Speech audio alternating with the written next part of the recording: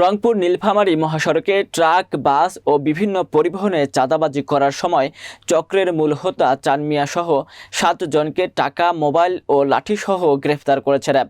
রংপুর থেকে রফিকুল ইসলাম সাবুলের প্রতিবেদনে জিয়ামের ক্যামেরায় থাকছে বিস্তারিত। রংপুর জেলার গঙ্গাচড়া থানাধীন রংপুর নীলফামারী মহাসড়ক এলাকা দক্ষিণ খলেয়া গঞ্জিপুর বাজার সংলগ্ন ভিন্ন জগতের মোড় পাগলাপীর বাজার এলাকায় চাঁদাবাজি চক্রের মূল হোতা চান মিয়ার নেতৃত্বে তার সহযোগীরা দীর্ঘদিন যাবৎ বিভিন্ন পণ্যবাহী ট্রাক, মিনি ট্রাক, কারভাট ভ্যান, বাস, মিনিবাস, মাইক্রো অটো, সিএনজি হতে জোরপূর্বক চাঁদা আদায় করে আসছে। চাঁদা না দিলে বিভিন্ন প্রকার ভয়ভীতি এবং হুমকি প্রদান করত তারা।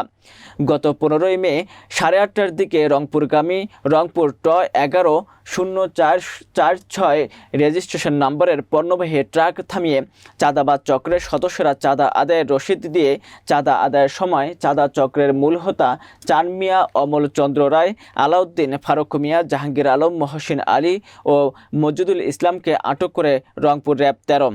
এই ঘটনায় র্যাব বাদী হয়ে রংপুর জেলা গঙ্গাচড়া থানায় পেনাল কোড 18,860 এর 385, 386, 114, 34 ধারায় মামলা দায়ের করেন।